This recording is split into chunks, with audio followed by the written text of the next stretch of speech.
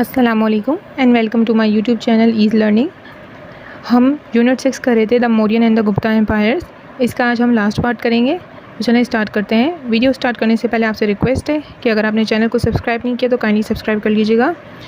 हमारा टॉपिक है आज का, was the Gupta period really a golden age. क्या गुप्ता पीरियड गोल्डन एज था इंडियन सब कॉन्टिनेंट के लिए? जैसे ही कुषाण एम्पायर डिक्लाइन हुआ, इसकी जगह गुप्ता एम्पायर ने ले ली थी और ये जाना गया, इसको याद रखा गया as a golden age period of India.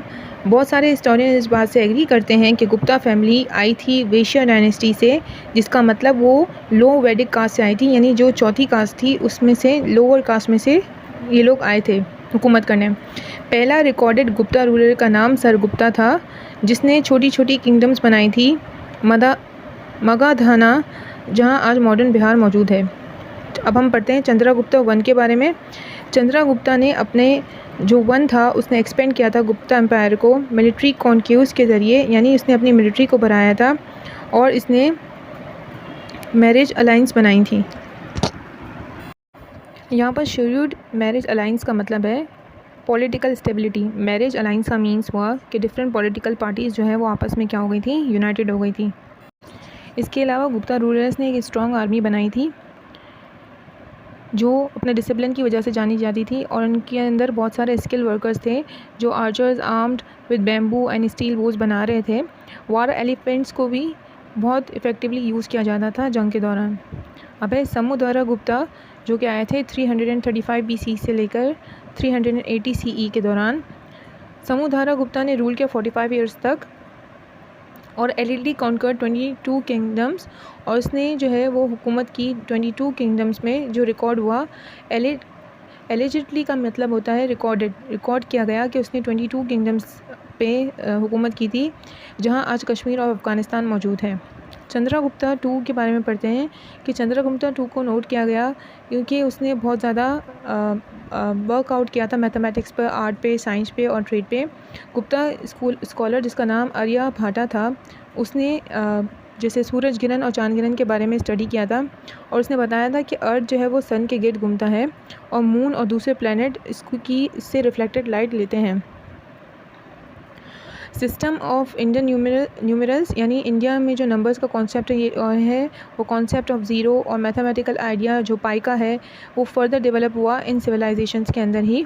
ये भी कहा जाता है कि चेस भी इसी रीजन में इन्वेंट हुआ। नए टाउन्स बनाए गए, टेम्पल्स बनाए गए, मोमेंटम बनाए गए, मॉन्यूमेंट्स बनाए गए और बहुत सारे आर्टिस्ट और स्कल्पचर्स भी बनाए गए गुप्ता पीरियड के अंदर, जिन्होंने काम किया पेंटिंग्स के अंदर, और जिन्होंने काम और कहाँ किया था, अजंता केव्स के अंदर, गारों के अंदर। बहुत सारे फेमस प्लेस हैं जिसका नाम शाकुंतला है, जो किसने लिखा था, बाय खालिद शाह, और जो कि रिटन हुआ था, यानी लिखा गया था संस्कृत लैंग्वेज के अंदर। गुप्ता पीरियड बहुत तरक्की की उसने, क्योंकि उसकी पोजीशन जो थी वो सिल्क रूट के आसपास थी और ये ट्रेडिंग सिस्टम के सेंटर में मौजूद था, जो कि फैला हुआ था इंडियन सब कॉन्टिनेंट से अरेबिया और चाइना। इसका रास्ता मिल रहा था, यानी इंडियन सब कॉन्टिनेंट किसको ज्वाइन कर रहा था, अरेबिया और चाइना को भी, जहाँ पे वो ट्रेड कर रहे थे। और जो लोगों की कास्ट थी उसमें डिवीज़न बहुत ज़्यादा से ज़्यादा होता चला गया।